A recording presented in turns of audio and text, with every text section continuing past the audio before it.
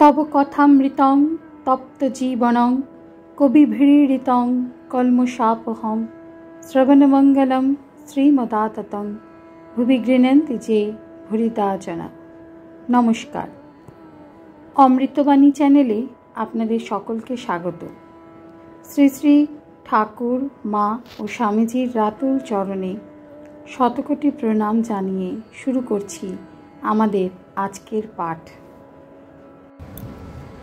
1884 October, 29 পরিচ্ছেদ। আমমুক্তারি দাও, গৃহস্থের কর্তব্য কতদিন? ত্রৈলোক্য ঠাকুরকে জিজ্ঞাসা করছেন, মহাশয়, ঈদের সময় কই ইংরেজদের কর্ম করতে হয়? শ্রীরামকৃষ্ণ সদরওয়ালার প্রতি, আচ্ছা, তাকে আমমুক্তারি দাও। ভালো লোকের উপর যদি কেউ ভার দেয়, সে লোক কি তার মন্দ করে? তার উপর আন্তরিক সব ভার দিয়ে তুমি নিশ্চিন্ত হয়ে বসে থাকো। তিনি যা কাজ করতে দিয়েছেন তাই করো। বিড়ালছানার পাটোয়ারি বুদ্ধি নাই, মা মা করে। মা যদি হেসেলে রাখে, সেইখানেই পড়ে আছে, কেবল মিউ মিউ করে ডাকে। মা যখন গৃহস্থের বিছানায় রাখে, তখনও সেই ভাব মা মা করে।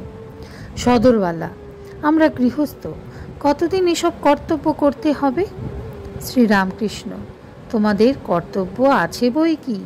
ছেলেদের মানুষ করা, স্ত্রীকে ভরণ পোষণ করতে, তোমার অবর্তমান স্ত্রীর ভরণ পোষণে জোগাড় করে রাখতে হবে। তা যদি না করো, তুমি নির্দয়। শুকদেবাদী দয়া রেখেছিলেন, দয়া যার নাই সে মানুষই নয়। সদরওয়ালা, সন্তান প্রতিপালন কতদিন? শ্রীরামকৃষ্ণ, সাবালক হওয়া পর্যন্ত। পাখি বড় হলে যখন সে আপনার ভার নিতে পারে, তখন তাকে ধাড়ি ঠোকরায়, কাছে আসতে দেয় না। সকলের হাস্য। সদরওয়ালা, স্ত্রীর প্রতি কি কর্তব্য? শ্রীরামকৃষ্ণ, তুমি বেঁচে থাকতে থাকতে ধর্মোপদেশ দেবে, ভরণ পোষণ করবে। যদি সতী হয়, তোমার অবর্তমানে তার খাবার জোগাড় করে রাখতে হবে। তবে জ্ঞানোন্মাদ হলে আর কর্তব্য থাকে না। তখন কালকার জন্য তুমি না ভাবলে ঈশ্বর ভাবেন। জ্ঞানোন্মাদ হলে তোমার পরিবারদের জন্য তিনি ভাববেন।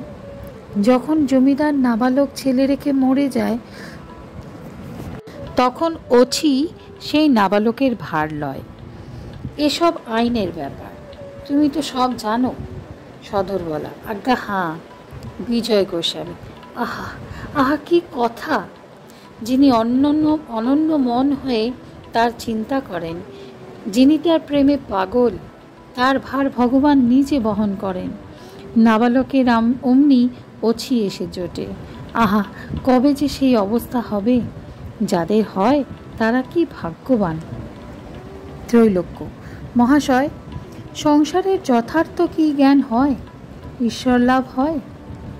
শ্রীরামকৃষ্ণ হাসিতে হাসিতে, কেন গো, তুমি তো সারে মাতে আছো। সকলের হাস্য। ঈশ্বরের মন রেখে সংসারে আছো তো, কেন সংসারে হবে না?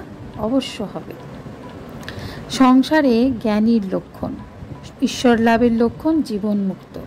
ত্রৈলোক্য, সংসারে জ্ঞান লাভ হয়েছে, তার লক্ষণ কি? শ্রীরামকৃষ্ণ, হরিনামে ধারা আর পুলক। তার মধুর নাম শুনেই শরীরে রোমাঞ্চ হবে আর চক্ষু দিয়ে ধারা বেয়ে পড়বে। যতক্ষণ বিষয়াসক্তি থাকে, কামিনী কাঞ্চনে ভালোবাসা থাকে, ততক্ষণ দেহবুদ্ধি যায় না। বিষয়াসক্ত যত কমে, ততই আত্মজ্ঞানের দিকে চলে যেতে পারা যায়, আর দেহবুদ্ধি কমে। বিষয়াসক্তি একেবারে চলে গেলে আত্মজ্ঞান হয়।